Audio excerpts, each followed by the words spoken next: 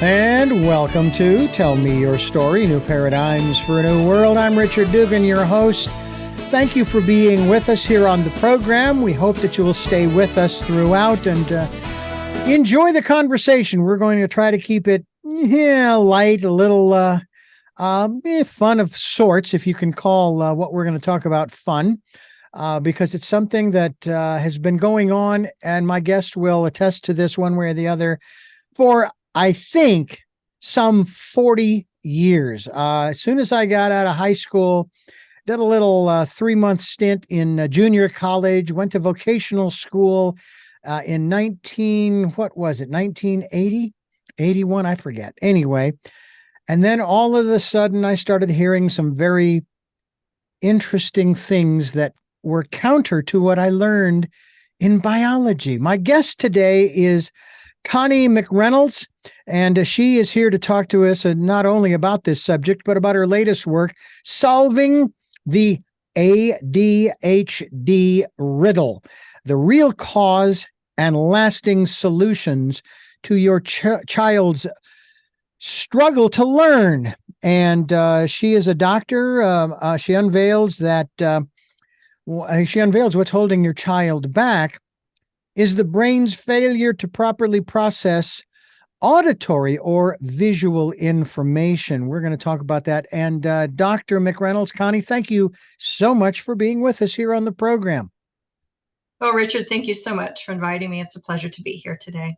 This is a subject that has perplexed me, and I'm not alone. It's perplexed a lot of people because the way it was described in the early 80s with the advent, and maybe it was a little earlier, maybe late 70s for all I know, it may have been around a lot longer.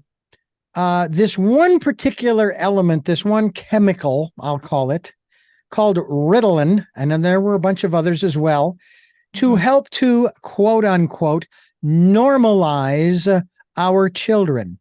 I have none, so they're not mine. But they have affected my career, not so much my career, but the industry that I'm in, to the extent that there are people who have said, I have ADHD, OCD, and any other number of letters that you want to put together. And in biology, as I mentioned, and this was in high school. And by the way, I had, strangely enough, I had three different semester. In one semester, I moved to 3 different biology classes. Why they kept moving me, I still don't know.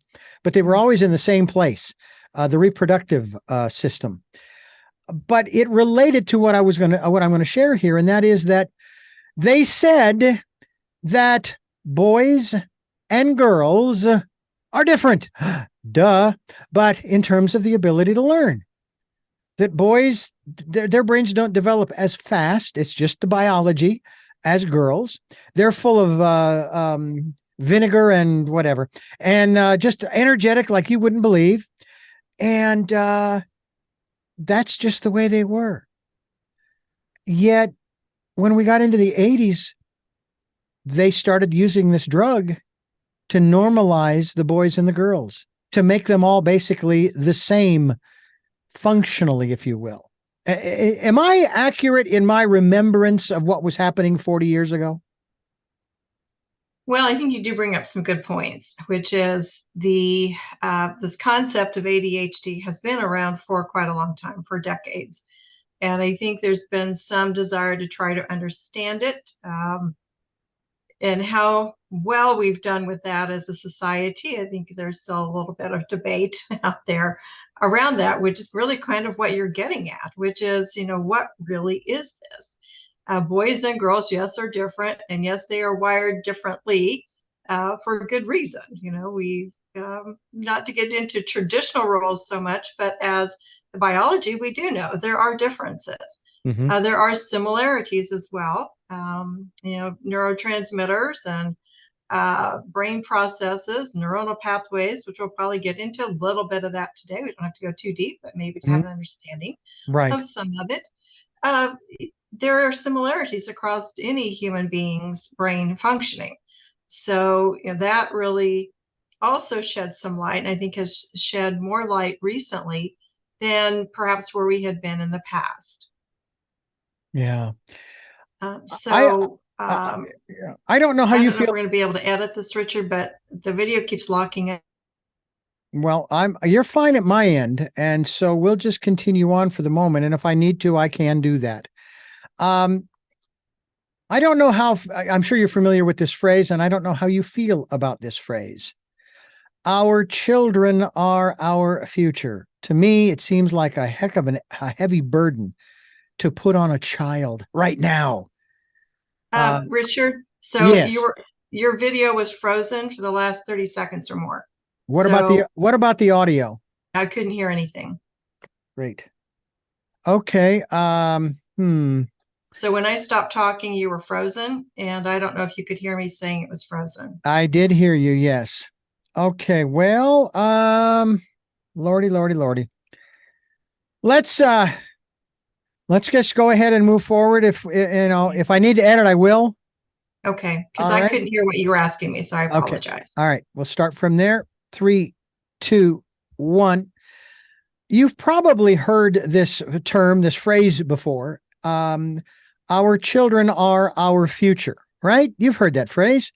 Sure. I personally think it's a heck of a heavy burden to put on a child as children are concerned. Don't be telling them that. What are you really telling them? What are they supposed to do with that? Let them be kids.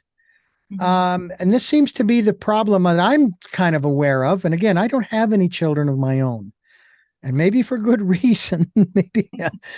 But let me ask you how you feel about that phrase. I mean, maybe it's true at one level, but it just seems to me like from 40 years ago to the present, we've been doing anything but letting our children be children. I think there has been quite a shift. My mom taught second grade for 32 years in the same classroom. And so watching, that evolution of time, obviously things did change as well back then. And I do think that this concept of children are our future, I think there are so many ways that can be interpreted. It can be interpreted as a heavy burden for children to hear. I think it can be some responsibility of the parents to maybe deal with some of the things that we're seeing, which is really where I kind of come along and looking at, what is this ADHD thing that we keep talking about? And the diagnostic criteria for it is so broad now, nearly anyone can qualify practically for the diagnosis of ADHD. And is it really serving a purpose? Was my question. So when I really started looking at what this is 15 years ago, I come from a history of rehabilitation psychology, and I taught at the university for 25 years in that field. And one of the things that I really taught our master's degree students about is a diagnosis is only going to do a fraction of anything. It may get a person to qualify for some insurance. It might get them in the door for services, but it isn't going to tell you much of anything about the person. You have to meet the person. You have to understand what's going on specifically with this person. No two people are alike. And just because 10 people have the same diagnosis, they are not going to be behaving in the same way across all of these people. Everyone's unique. And so I brought that concept and belief structure into my clinics when I started this, and really started looking at these children that were coming in and these traditional interventions. The one you mentioned, behavioral interventions, a lot of this just simply wasn't working. And I was curious, why not? If this is what traditionally is supposed to be going on, what isn't working here? Why is it not working? And is there something else that's really going on? And that was my quest. What else is happening here? Because I do feel like, in some regards, yes, children are the future, but they are always the future because it's always the generations coming along behind us that eventually will be our generation, and they'll have 3 or 4 generations following them as well. So I do think yes, that's true, literally. Figuratively speaking, let's kind of figure out what we need to be doing here to help quantify and qualify what that might look like. And are we doing everything we can? Or just kind of taking a bypass road somewhere that doesn't really land us where we need to be. There's no question. It's a very frustrating conversation to have. because most parents do not want to hear that their child has or is diagnosed with or is exhibiting symptoms of, and put whatever you want behind that. They want their kid to be perfect. They, 10 fingers, 10 toes coming out of the womb, and they got a head and two arms and two legs, et cetera, et cetera, et cetera. And then you get these people who come along and they evaluate the child in certain circumstances and say, oh, no, your child has this, your child has that. I'll be honest with you, from all of the conversations I've had with people on this program talking about autism or being on what they say is the spectrum, I'm going, you know what? They're ahead of us because they're living in the moment. They don't get stuck in the past or the future. They're in the here and the now. And boy, would I like to be in the here and the now instead of dealing with these other things. So they could teach us a lot. But I have to ask you this in regards, for example, I was born and raised, I was born legally blind until I was 36, had a lens implant, etc. Mm-hmm. It was a challenge enough to get through grade school and high school with that, and I will call it a label that I eventually turned into a perceived limitation. It's only a limitation if you allow it to be. Right. But I was also a very energetic, I guess you could throw the word in there. I love this word, by the way, precocious young man. I probably would have, if I hadn't gotten out of school when I did, I probably would have been diagnosed with one of these altered states of learning and what have you. And it's like, oh, now I've got to deal with this and I got to take this pill every day or what have you. I'm 63 and I'm already taking pills for high blood sugar and high blood pressure and blah, blah, blah, blah, blah. Mm-hmm.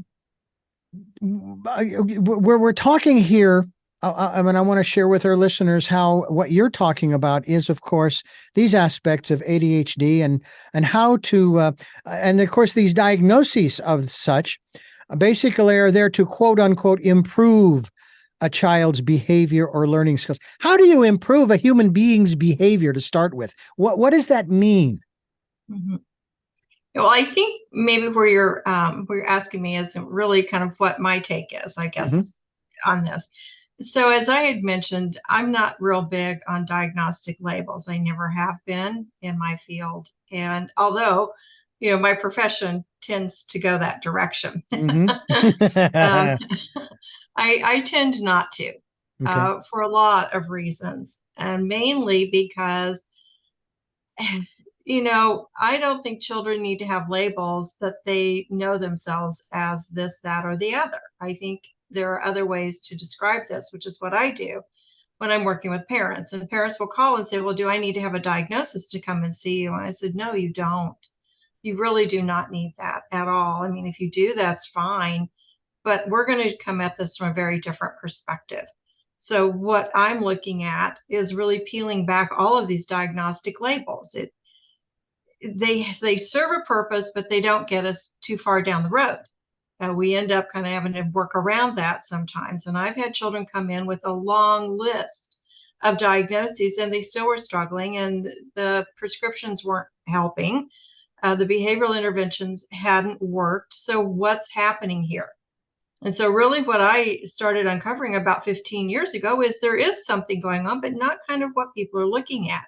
Mm-hmm. So if we're only chasing after symptoms and trying to get rid of symptoms, I think we miss the big picture. If we think, okay, if I just medicate away this symptom, then everything's going to be okay. Little Harry or Johnny or Sally or Susie or whatever name you're going to call your child can sit in a classroom and pay attention. Well, take away the medication, then can they pay attention? It's like, what are we doing? And so that was my question. It's like, what are we doing here? If you take away this medication and this child can't function any differently than they did before they took the medication, then have we really dealt with what's going on? Or are we just dialing down symptoms so everyone can appear to be okay, in a classroom? So again, my mom taught second grade for 32 years. So she would have 20 or 25 little 6 and 7-year-olds in her classroom, I know what that looks like. Mm-hmm. I say I grew up in second grade. She was there for 32 years. They saw it all. Yeah. And then I taught, at the graduate level and saw a lot of these behaviors. So my goal was really to figure out, let's peel this back. Let's figure out what's going on. And once I identified this using a computer-based assessment that we run in 20 minutes, we'll figure this out. And so we can get this in 20 minutes, and it's going to tell me what areas are working great for this child's processing and what areas are weak. And if this child has a problem with auditory memory, meaning if I'm talking to this child and this child 2 minutes later can't remember what I said, is that a problem in the classroom and is that a problem at the household? Probably, because people are repeating themselves and everyone's getting frustrated, and then they start blaming the child for not, quote, paying attention, when it isn't necessarily. Yes, technically it's an attention problem, but what if it's actually a memory problem? And there's something we can do to train the memory so that this child can now remember what's being said and the behaviors go away. And we just solve the underlying concern and problem. And do the behaviors go away? And if the answer is yes, then perhaps we actually got to the root cause of the problem.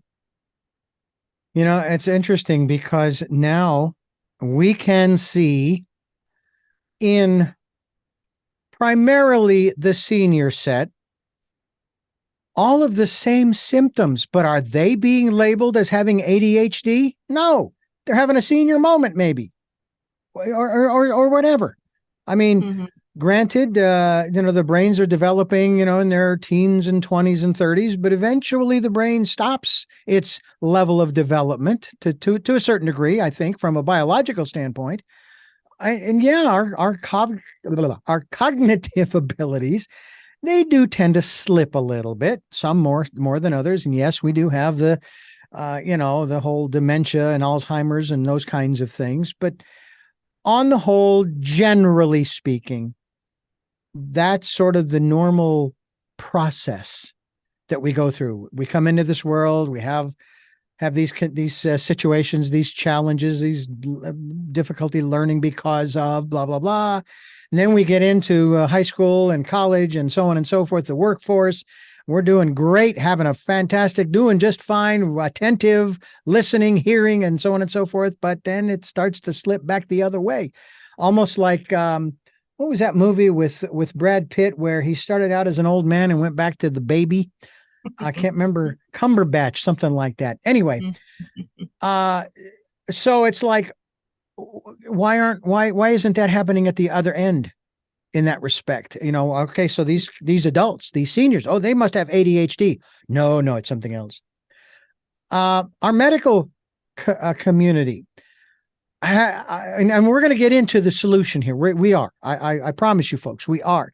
I want to remind you, though, we are talking with Connie McReynolds, ConnieMcReynolds.com, ConnieMcReynolds. Let me try that one again.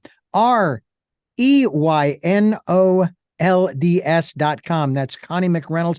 We will be linked to that website. The book is entitled Solving the ADHD Riddle. I'm afraid I'm going to get diagnosed here in just a moment as we continue here on Tell Me Your Story. I'm Richard Dugan, your host. And Connie, I want to ask you in this regard, and we'll go ahead and jump in here now.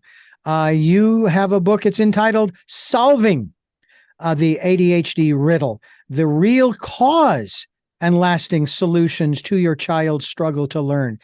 I had a struggle to learn, but it had nothing to do with the brain per se. It had to do with the camera that I was given, or cameras that I was given, and so forth.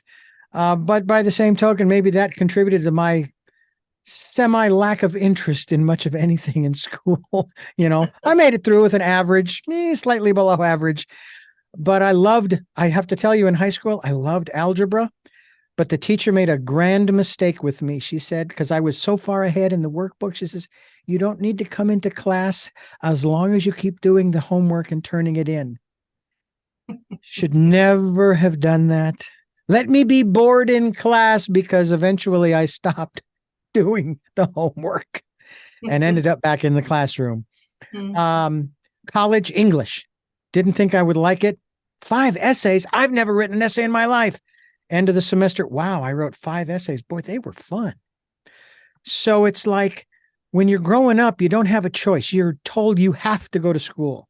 But once you get through those first 12 years, it's like, what do I want to do now? I want to go back to school, but I want to take this class and that class and the other class because they interest me.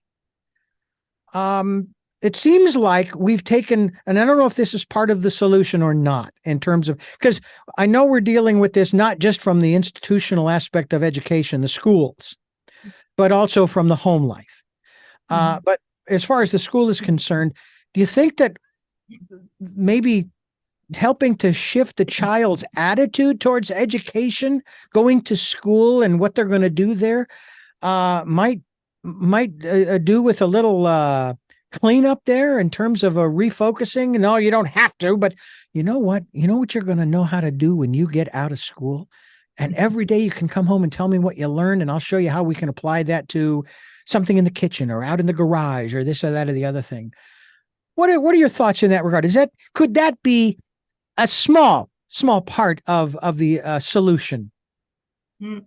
Well, I think certainly encouraging children to be curious and learn and grow and develop is what a lot of parents do. Some don't.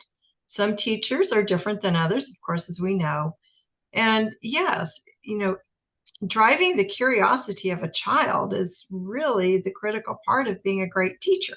Mm-hmm. I've taught for a number of years, and yes, it was adults and a graduate student, but you can be a really boring teacher and they don't care what you're saying up front. You have to find ways to help people connect with the material, connect with why they are there, particularly for the more rudimentary kind of courses that you might have to take in some programs. You have to take the entry level things or maybe classes you don't really have an interest in.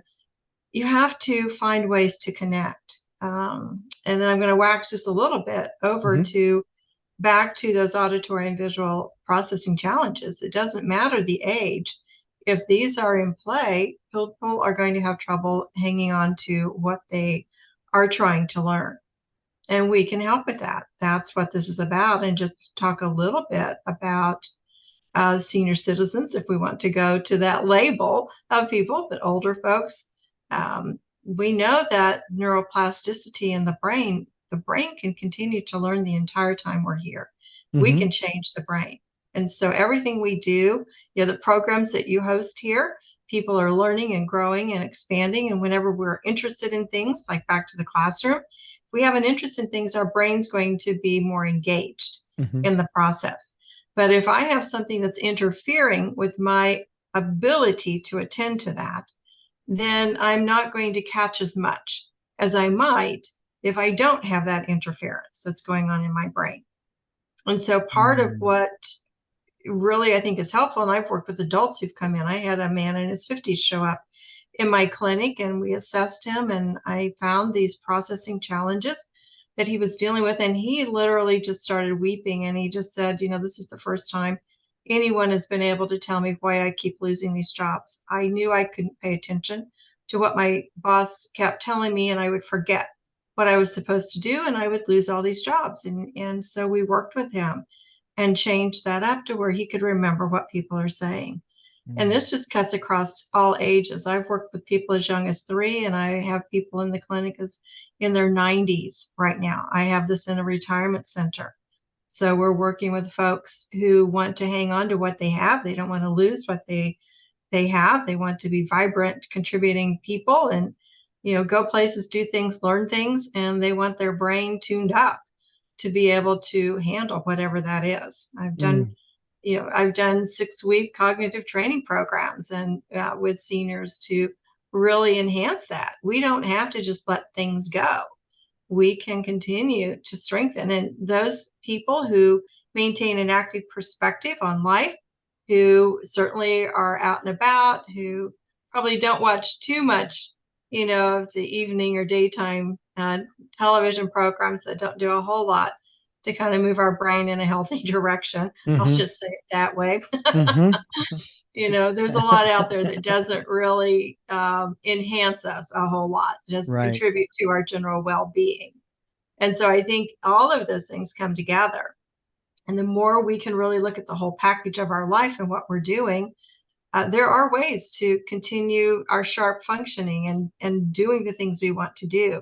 And I say, why not? If we can do this and continue with this and strengthen, and if we have areas, it's like any muscle. There are areas in the brain that are stronger than others. And when we find those areas that could be strengthened, our program actually does that. And the beauty of it is once the brain's trained in those areas, rewired, if you will, or strengthened, however we want to describe it, it tends to hold because it's like any muscle. The more you use it, the stronger it gets, and the stronger it gets, the more you use it. And so it just becomes one of those things where, you don't need to keep coming back for this in my clinics. We tackle it and you go on and you're doing well. Now, someone who might be struggling with some early onset dementia, it might take a while to deal with this. We have some children who are on the spectrum, maybe are nonverbal or have very limited verbal abilities, and that could take some time. Mm-hmm. But we have seen progress with being able to strengthen those particular weakened areas in the brain. Why they're weakened, we don't really know. But what we Right. can do is help strengthen. And I wonder, and this is a sidebar on this, what damage has been done by, and I'm going to put it this way, drugging our children 40 years ago has done to their brains. Obviously that's the reason they were given the drugs in the first place, to normalize the brain, to what have you. And I have to wonder, and I'm sure there haven't been any studies yet, as far as I know, that have tracked the adult lives of these children who were put on Ritalin and other similar drugs and so forth. And it's really unfortunate. And it seems to me also, in going into, I'm going to stop right there, and I'm just going to say, have you respond to what I just said? Okay. Well, I don't know of actual long-term longitudinal studies like what you're referencing. They could be out there. It might be, I might do a search on that someday to see if we do have that. We do have research, and I've actually mentioned some of it in my book about some of the side effects of some of these medications. And it can be physical limitations. We can have a height suppression, bone density difficulties. There is some suggestion. There's a lot of debate on this because there are companies out there that really don't want to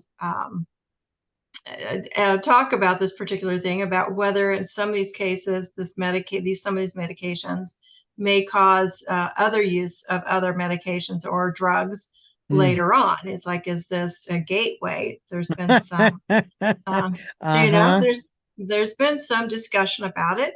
There are also articles and research that has come out that says that isn't the case. But I will say to everyone, at any time I will say this, you need to know who's funded the research. And so you have to look at the money. Where's the money on any research that's being published on any hot topic like this? Is there a funding source? And I will dig even so deep as to find out, who the reviewers are of manuscripts, and what boards do they sit on, because I have found there is some I don't think they necessarily would call it conflict of interest, but I would think they may have an interest in some other things and some other aspects of some of these stories that come out. Yeah. I think in today's world, we really have to be cautious about the claims that are made about certain kinds of drugs that are out there. We have to do our own research, and we have to figure out how to do that. It's like, how do we dig into this? How do we figure out, is this truly a clean research report project that's been done? Who did the funding? And there was a time when I found there were people taking a stance against certain interventions that were considered alternative because they actually sat on the boards of pharmaceutical companies. And so I felt like, is this really an honest representation then? And I really, that was probably 10 years ago, I started looking at that and just picking up on some of these threads that sometimes, there are these influences that are not readily apparent. And I think we all have to pay attention to that in today's world, maybe even more so than we ever did before. And I have to wonder too, if those outside influences, and we could go down a laundry list of them, are not having an impact. One of the things, talk about, again, that phrase, our children are our future. And I have to wonder if those people who like to quote that phrase, if they really believe that, because nothing is being done, as far as I know, though we haven't had any recent ones. And I hope I'm not adding fuel to that fire by putting out this statement that we haven't, thank goodness, in recent days or weeks, I guess, had any school shootings. But there's an issue right there. It's like, so our children are our future. What are you doing to make them feel safe in these educational institutions, if you will? I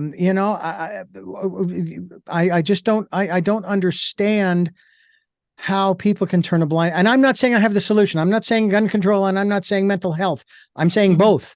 But what I am saying is that there are so many distractions, if you will, for a child today. I mean, I feel for the children of today because of the childhood I was lucky enough to grow up in. I mean, my God, we had the run of the neighborhood. We never even thought of, let alone knew the word pedophile, or being abducted and taken into sex trafficking and all those kinds of things. And I mean, and we played until the sun went down, and sometimes a little beyond. And we literally did have the run of the block. And we were a gang, but we were a gang having fun. My dad belonged to a group of kids in school. He shared this in an interview that I did with he and my mother back in 2015. He says, "Oh yeah, I was a part of a gang of guys in school. We called ourselves the Happy Gang." I said, well, why did you call yourselves the Happy Gang? He says, "Because we were always happy." And he grew up obviously before in school in the 40s. He was born in 31, so late 30s, early 40s.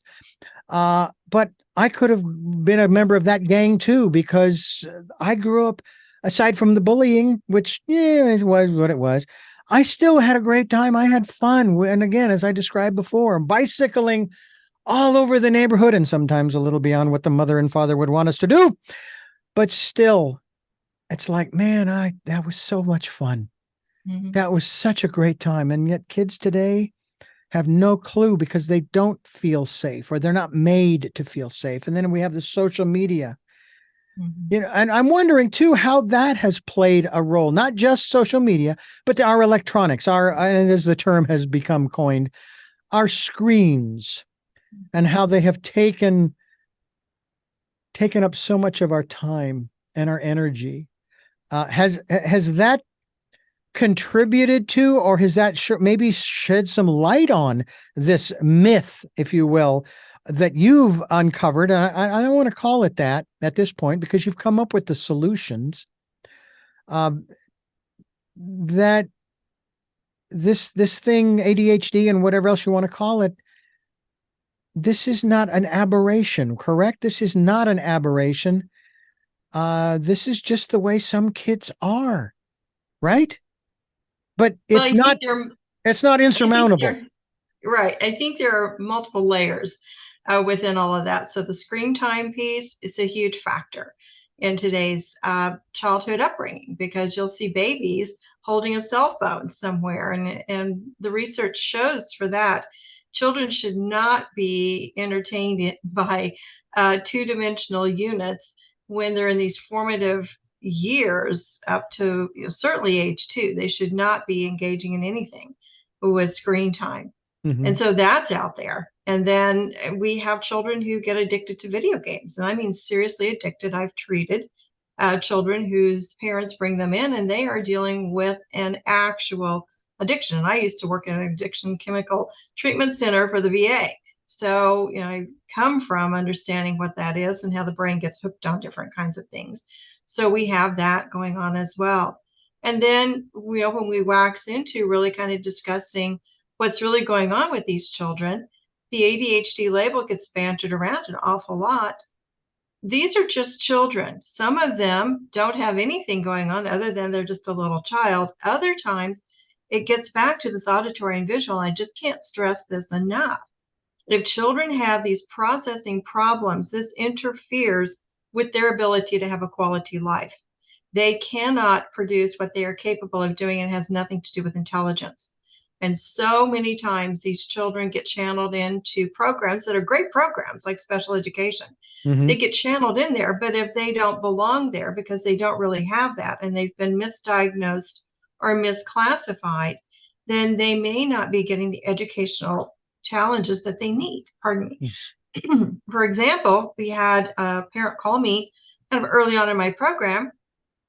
I knew him, he knew me, and his son was in trouble, his teenage son. So his teenage son had been in special education his entire academic career. He was in high school now, and he was sitting in the library one day, the afternoon, and was so bored he decided he was just going to hack into the school's database system.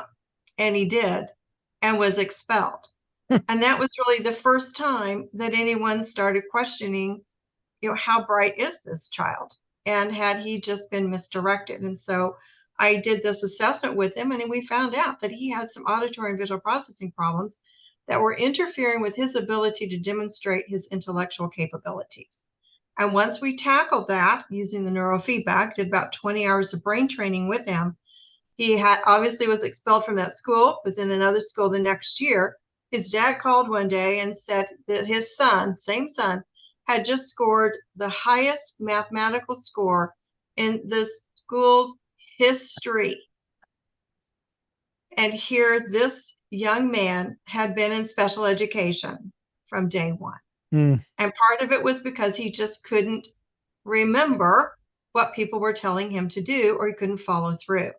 And so they just assumed he was inattentive, or he couldn't learn, or they assumed he had some type of a limitation in some other manner. He didn't have any of that. He had processing problems that when we found it, corrected it, and he went on and he went to college and he's doing well. We got rid of all of that. And he later did a presentation with me at a mental health function where he said to the people in attendance, he said, if it hadn't been for this program and neurofeedback, he knows he would have either hurt himself or someone else because he was an angry young man. He couldn't demonstrate what he knew was his capability, and that was diminishing his self-worth and his identity. And by helping him claim who he really is, he was able to turn that around and live well following that. I want to ask you about one, I'll call it a diagnosis that I don't know if this applies or not, dyslexia. Because that is a processing issue, is it not? Okay. It is. And we have a lot of children who come in with that diagnosis. And again, we run our assessment, whatever the label might be that they're coming in with, we run our assessment. And in many cases, what's actually going on is this child has, yes, visual processing problems, which is what dyslexia is. So dyslexia is that, diagnostic label that gets bantered around. And then we call someone, oh, you have dyslexia. It's like, what do we do about it? Well, we don't really know. Well, so they come in, we run this assessment, we figure out of these 37 areas of auditory and visual processing, this child is low in a majority of the visual processing skills that are required to be able to succeed, to be able to write, read, learn, whatever. Now, I will qualify this just shortly because I don't want everyone thinking, oh, everybody's got this.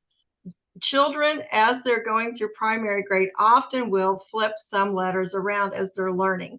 Their B's and their D's are confusing. It's confusing for children to figure out what that is. So they have to practice and learn that. So just because a child's flipping a few letters here and there doesn't necessarily mean they have a label of dyslexia. If it's continuing, they're not able to move beyond that. And regardless of how much training goes on and they're not remembering or they're not learning, they can't retain, it could be something called visual processing problems. So when we find that, we might be able to do something for that child. I would also say that the letter I and the number 1 can also create a hell of a challenge. And I have problems sometimes with that. And what makes it even worse is when you are asked in this day and age with the screens and everything to type in a particular code that's both letters and numbers. I remember it had to do with my car, and they asked me for the VIN number. And so I gave them it. And I said, well, nothing's coming up. I repeated it again and again and again. And I thought, okay, well, hang on a second. Let me look at this. Hold on. Let me really screw. Okay. I don't think that's an O. I think that's a 0. Yeah. And it's like, we need to find a better way of differentiating between these characters for the rest of us. But I've heard it said, and you've already alluded to this in the program, Connie McReynolds, who is my guest. ConnieMcReynolds.com is the website that we want you to go to. Please do that as soon as you can. Solving the ADHD, sorry, left out a letter. I don't know what that's a symptom of, but don't tell me because I don't want to know. Let me, I forget now where I was going to go with this, but we're talking about this whole process of learning. Do you think that if we were to get away from, and I know that I think we're starting to, and I don't know how closely you follow our educational systems these days, because I'm sure your mom's since retired and then some, getting away from rote memorization and getting into the practical aspects of, because I've made this statement on this program a number of times. When it comes to cutting the budget in schools, I say cut the basics. Keep the electives like band and PE and so on and so forth. Because if it's taught right, let's say in music, you will learn about English and math and science and geography and history. Take the flute. Who in the heck came up with the first flute? A little history, all right? What's it made of? Chemistry. What about the notes, and so forth. Now you're learning a little, of course, music theory and so forth, and whole notes, half notes, quarter notes, eighth notes, et cetera, syncopation, your math, and probably a little geometry when it comes to the designing of the flute. And as I'm sure if we dug deeper, we could go even further into other educational aspects. Get rid of math and science and reading, because guess what? You're going to get it, like I say, in the music courses. What about that? Are we starting to move away from rote memorization because it's been proven that it doesn't work? Well, I think, you've mentioned some really important points there. The budget cuts that have hit a lot of the educational systems, that certainly has had an impact. And they have tended to cut out the arts, the music, these other areas. And we know that the brain needs those programs to be well-rounded. We know that music, we know that art, the creativity aspect of the developing part of the brain, that's, the right side of the brain. We want that part to be as equally developed as the other side, which is our logical, rational, part of our brain. We need all of our brain to be well developed. And I think those discussions would be really great to start seeing come back into, what is the focus? If we look at some of the different school systems that are out there, public schools, private, charter, Montessori, there are a lot of different approaches to teaching children. And there are some that just have greater flexibility in them than others. And I think the ones that do seem to have more flexibility seem to be able to incorporate a greater diversity of children. And I don't mean necessarily cultural, ethnic, or whatever, but I mean just the interest of children. It's like, if we can, again, get back to that conversation about what's interesting this child. There are different school systems out there that have proven to be very functional and not having just such a rigid kind of approach. And I think maybe that's what you're leaning toward when you're talking about the rote memory and just kind of that rigidity of teaching something. And it's just kind of a dull, boring approach, perhaps. But I think a more creative teacher can take whatever that is that a child needs to learn and create an environment of learning. And that's really where teachers are strong. If you have good teachers, it kind of doesn't matter what the subject matter is, because if this is a good teacher, they're going to be able to deliver this and keep these children engaged and active and learning and growing and developing. So I think the thing that gets lost so many times is, are we really paying attention to what our teachers need? Yeah. Or have we gone so far that teachers are so strapped in some of these systems that they can't bring creativity into helping children engage in Yeah. learning, in active learning? Yeah. On top of the fact that even when the budgets are cut, somehow the teachers come up with the money from their own pockets or from other sources to be able to provide the kids with what they need to help them Mhm, to learn. mhm, I mean, I'm not advocating that we turn all of our schools into let's all go out and sit under a tree and talk. That's not mhm. what I'm talking about. But at the same time, I realize too that the memory is an important feature in the human brain. I get that. Mhm. I want to ask you also about this whole aspect of, and I'm not sure if this is the right term to use in conversing with you on this, rewiring the brain or altering, if you will, what's referred to as the neural net, as we have come to coin that phrase, specifically from my perspective from Star Trek Next Generation. Okay. Uh, there's my education right there. Okay. That's all I can tell you. Oh, good But programs. what's that now? Those were good programs. Oh, they still are. Matter of fact, often go back and I will start from episode 1 and I will watch all the way through for over the course of, I don't know, months, whatever it takes, because most of them have such profound messages in them. They And do. I want to ask you about this aspect. There's a philosophy I have lived by since I got into this business 44 years ago. And one of them is work with what you have until you get what you want. The other one is, and if I can now recall it into my memory banks, if you please, um, there is always a workaround. Now, that ties into one of our slogans, giving you choices and knowledge of those choices to help make your dreams come true.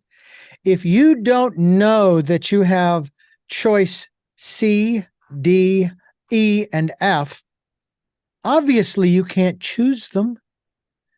But once we give you C, D, E, and F, guess what? If A isn't working for whatever reason, and then B didn't quite make it, guess what? You've got C, D, E, and F to work with. And I guess it's best epitomized by the story of the guy who invented the light bulb, Edison. Over 900 ways that the light bulb didn't work, but none of them were failures. They Right. were all learning processes until he got it to illuminate. Right. Talk to us about the process of rewiring the brain through this aspect of giving children, in this case, because that's really where we're focused, and as far as the Mhm, ADHD, giving children the tools is what I'm going to call them, mhm. so that they can meet the challenges, if you want to use the phrase, solve their problems, whatever they may be, on the page or in the textbook or just in their lives, so that they can feel a sense of accomplishment, maybe even from time to time success. Because isn't it true that the greatest learning is actually in the failures, not in the successes? I'll let you expound. So, rewiring the brain is really what we do all day long. We just don't think about it. It's really based in this concept of neuroplasticity, which is how we learn everything we've ever learned. So, from literally holding a pencil to driving down the road to having this conversation, everything the brain has learned through repetition. And that's training neuronal pathways. Sometimes they're trained well and we have good habits and we're moving forward. I think all of us have perhaps had bad habits at some times that we would like to figure out how to get rid of. Mm-hmm. And the way you get rid of a bad habit is by creating the good habit that allows the bad habit to fade away. So that's really the concept of what I do, which is rewiring, training, retraining the brain. And the alternatives to the medication and the behavioral interventions, which is what typically are the traditional ways of dealing with ADHD. That's your A and your B. Mm-hmm. We come along with C, D, E, and F, which is there are completely different ways of looking at this that can help children either stay off the medication, maybe reduce or even get off of the medication, because we're tackling that part of the brain that isn't strong enough to be able to carry that child through on a particular task. So again, I go back to auditory challenges. If I can't remember what someone just said to me, it's pretty hard for me to follow through. Mm-hmm. If I can't remember what was shown to me, I can't replicate it very easily. And so that in simplistic terms of what we do, we find that. And then through the use of these scientifically designed video games, we create a training program. So the training program is usually 30 minutes, 2 or 3 times a week. We'll do 10 hours of that, and then we come back and we reassess to see what the progress is toward the goals. Some children get it done in that time frame. Some need the traditional 20 hours, and some need more. But the bottom line is we're always assessing for that. So we are monitoring how that retraining process is going. So this is the alternative story. This is the way to help people get to a different point where we're not just tackling the symptoms. We're not just trying to use a behavioral intervention. So think of this. If I have a child who's misbehaving and I'm verbally instructing this child to do something differently, but this child can't remember what's being said to me, how well is that intervention going to land and stick? Probably isn't. So if things that have been tried haven't yielded lasting results, then maybe it's time to do something different. Maybe it's time to kind of peel all that original stuff back, how we thought about it, look at it from a different angle, give parents an alternative, give teachers additional information. I ran a pilot project in a school, and teaching the teachers about this was an eye-opening experience because they would get frustrated with children. Understandably, they have goals they have to hit in their classrooms. And if children are disrupting those goals, everyone's frustrated.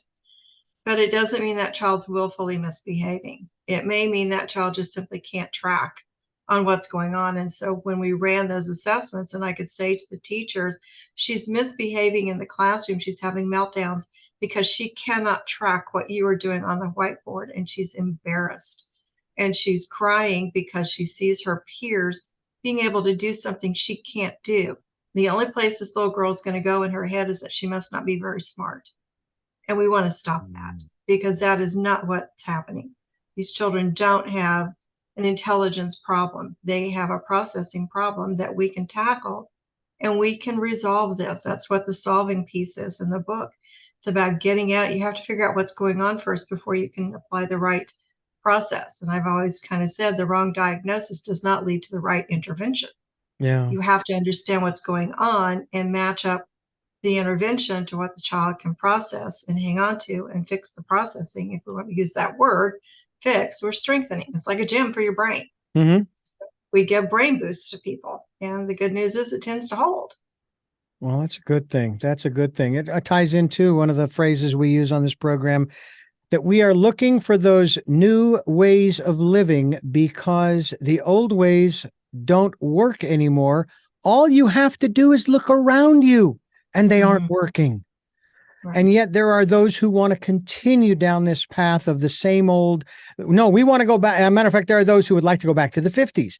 Well, I saw this wonderful video the other day that basically said, yeah, I know there are people who want to go back to the 50s. Well, it wasn't so great for everybody back in the 50s. Well, let's go back to the 40s. Well, and you go through the same scenario every time you want to go back. We can't go back. We must go forward, and we must evolve. It seems to me like that's a nature's imperative. If we don't evolve, we stagnate. And then, of course, in stagnation, we die. We die as a species. And we're still doing the same old stupid things as nations and races and tribes that we've been doing for thousands of years. And I'll say it, it's got to stop. It has got to stop. This is not teaching. That's one of the things I wanted to ask you about as far as parents teaching their children. I think about that in terms of my upbringing and the way my parents taught me, or maybe the way my mother was taught by her parents, my grandparents. And I'm thinking, they taught predominantly through practical measures, whether it was a spanking or Mm. mom took the daughters into the kitchen and taught them how to cook. Dad took them out to the garage, the boys out to the garage. Again, pardon me for the stereotypes, and taught them how to fix a car or mow the lawn or what have you. Now, that's not to say in my family, I know how to wash dishes and I know sort of kind of in a way how to cook. I can follow a recipe. I can follow Mm. instructions. Okay. But that's not the way we're teaching kids in school. And yet a lot of children today who are now adults have wonderful manners. They have great behavior because of the way that their parents raised them. I received a compliment years ago from my wife's sister when I went to open the car door for my wife, just as a common courtesy, maybe chivalry, whatever you want to call it. And my sister-in-law said, "Your mom raised you right." And I just kind of grinned. Okay. Um, to me, it's just what you do. And, I don't know if chivalry's dead or not, but there you go. It seems to me like we could learn an awful lot from this. If you want to go back to the past, let's learn from it. We can't go back there and live Mhm. again. And what about ways in which is this problem, the ADHD, has this been a problem for the last 40 years outside the United States? I think so. Yes. I don't think it's just unique to us. I've worked with people in other places and, had the conversations. So auditory and visual processing problems isn't just something unique to one particular location on the planet. I think maybe it's more talked about in some ways. Again, multiple reasons to diagnose something with someone with a diagnostic label draws attention to it. And I think we have had a lot of attention drawn to ADHD. And in some ways, I think that's okay. It's just that the solutions that are offered haven't really measured up to where we need to end up. And I Mhm. think, yes, this isn't anything unique to us. I think perhaps we write more prescriptions, although I haven't seen any diagnosis or, kind of a comparison on that. But we certainly Mhm. know we have millions and millions and millions of children on medications, and not all of that is wrong. My take is let's just make sure that the outcome is getting where you want to be. So Mm. if you stop the medication, are you better off? Are you where you need to be? Or is this something in this particular case that can be treated in a different manner? And if it can be treated in a different manner that leads to a lasting solution, isn't that really what people are after? Mm.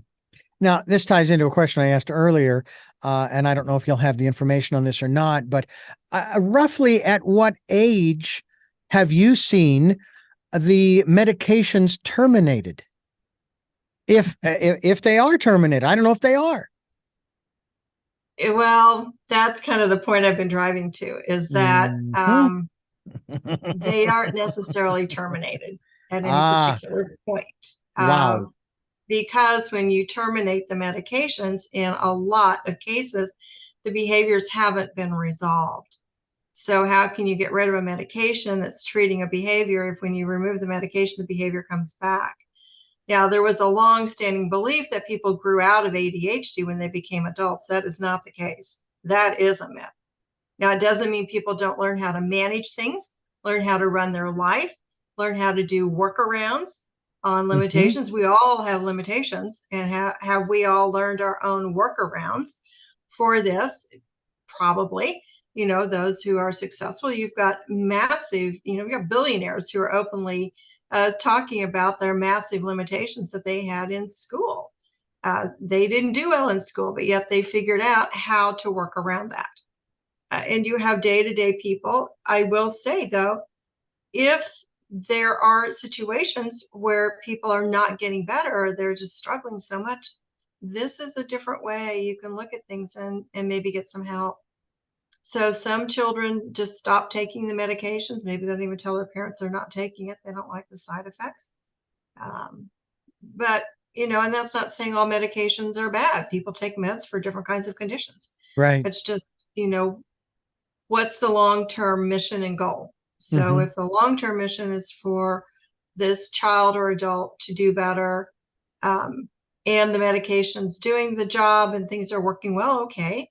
Nothing wrong with that. If it isn't quite working or side effects are cropping up or they just simply don't want to take it, then is there something else that can be done? And the answer is yes, there is. There's your Another alternative. another factor I'd like to touch on before we wrap things up is it's sort of a combination, environment and diet. Has Yes. there been a correlation? Has there been any study, enough study done to try to determine whether or not those factors play into this diagnoses of ADHD and other acronyms? There have been a lot of research studies done around all of this. And parents are well informed in a lot of cases about what certain dietary complications can occur. So I'll just use certain chemicals. Certainly, if we're dining on foods that have a lot of chemicals in them, we know that isn't very healthy for our body or our brain. So we need to really kind of pay attention to that. Again, what I've seen, parents have gone down the road of, okay, how much sugar? Some children are very susceptible to sugar. Even just the smallest amount can kind of send them spinning. Other children, it doesn't affect. So parents are really kind of picking their way through almost a landmine of trying to figure out, okay, what's affecting my child? And most of them will have looked at some of the factors about diet. We know diet can make a difference in our lives. All of us have struggled with that one time or another. Everyone's a little bit different in what works and what doesn't work. And so figuring that out with your child is important. Some people have a dairy intolerance that really messes them up. And if we don't know that, and we're eating a lot of dairy, it clogs the body. It doesn't work well because that person may actually have an allergy to that. We know there's something to this gluten piece, and that's a whole discourse we could get into. We won't go there as to why that's happened. Yeah. But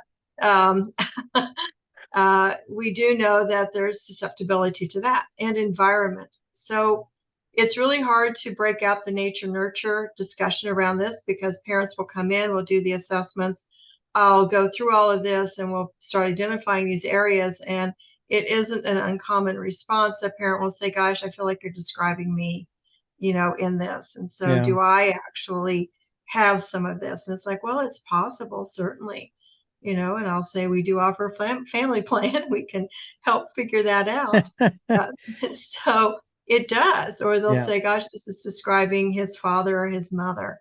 So again, is that because it's a biology thing? Is it because it's an environment? We've observed these kinds of things. That's really hard to pull apart because it is intertwined.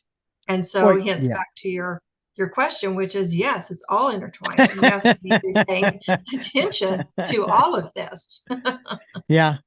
Well, and I will say that I am a product, of course, of both my environment as well as my genes, my what's the other? I'm trying to remember. It's environment or I don't know what it. Anyway, and it's because my parents did the best they could with what they knew at the time.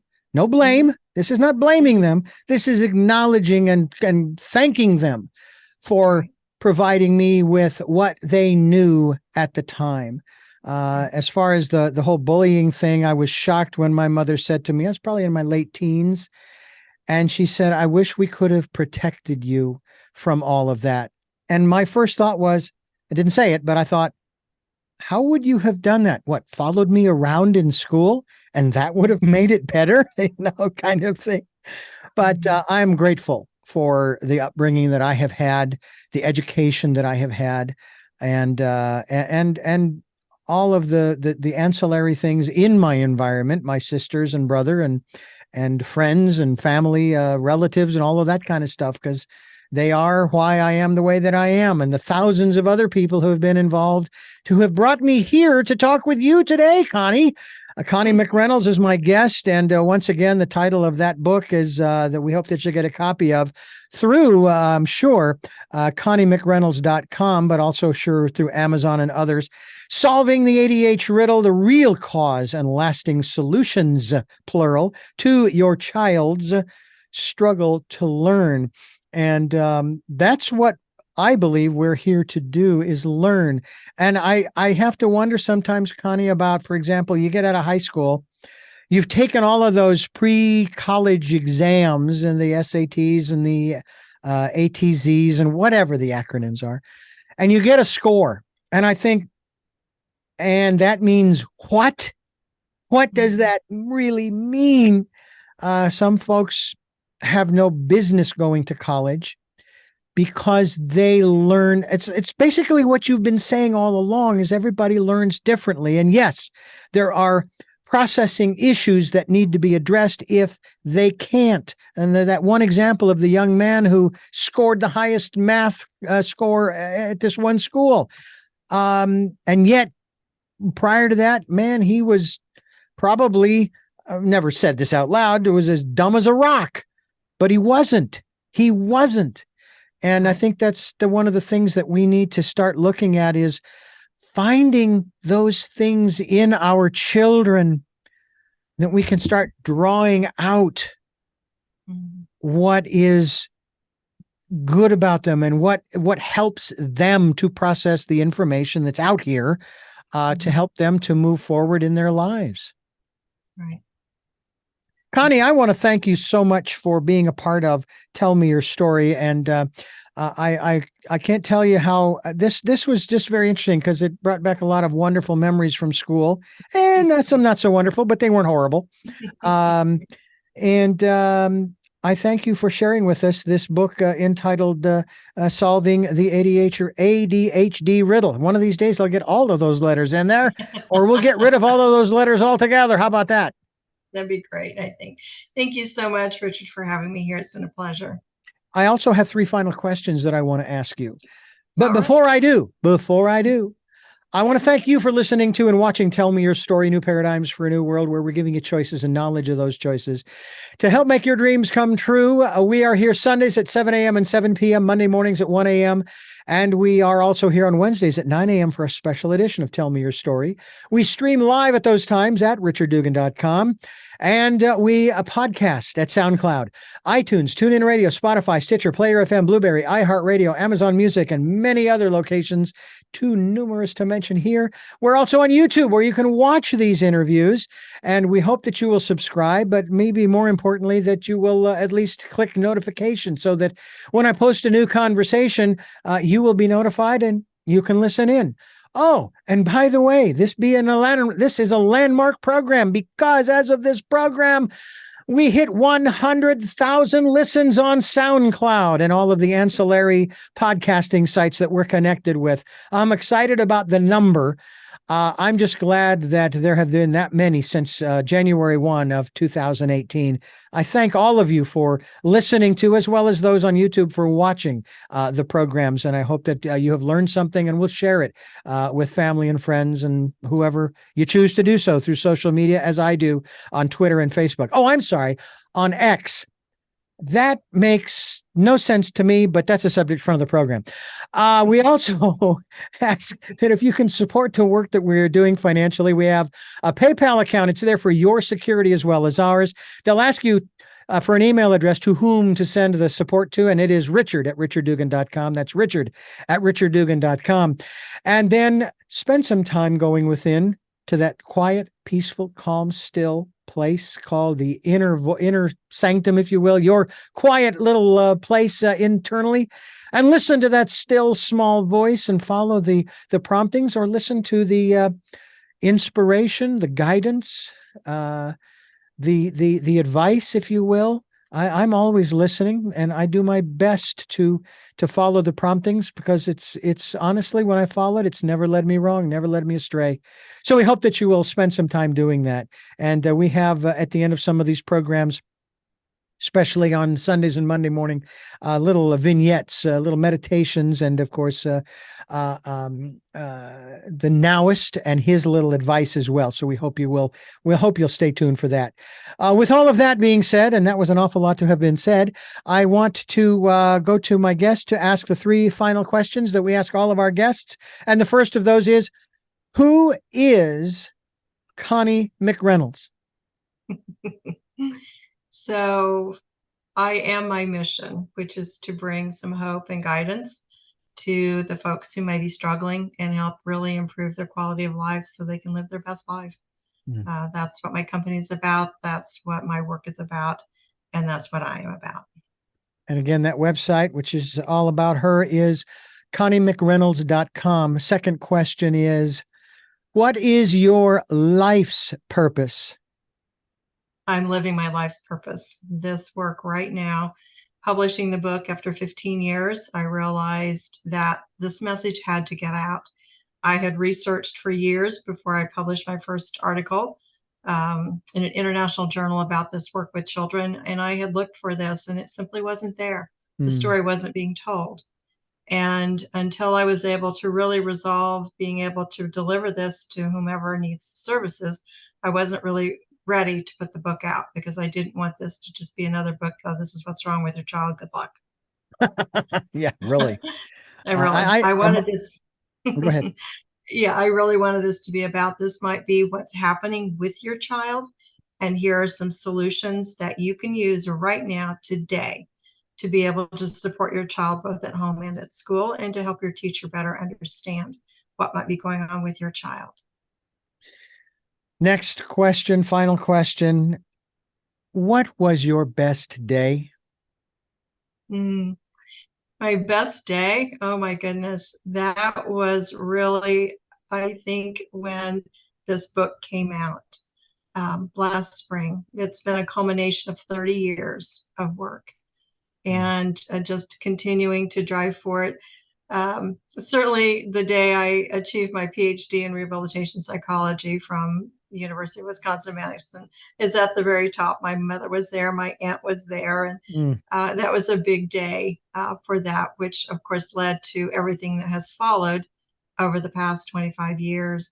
But the day that the book really came out, it went to #1 in 8 categories on Amazon, and that was a dream for me.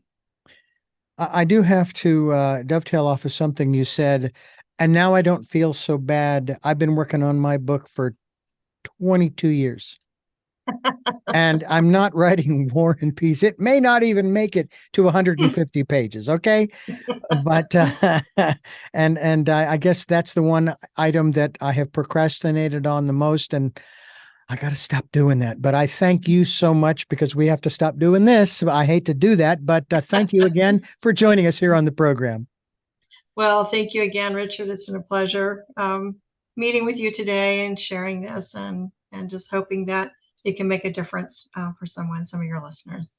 I'm sure that it will. I am sure that it will. And I thank you again for joining us, for listening to and watching Tell Me Your Story. And until our next broadcast, podcast, videocast, love to Lal. Jeanette, I'm still listening. Dad, I'm happy because I know you are. My friend Smokey, I will see you on the other side. And to my newly departed friend Zorro, aho, aho.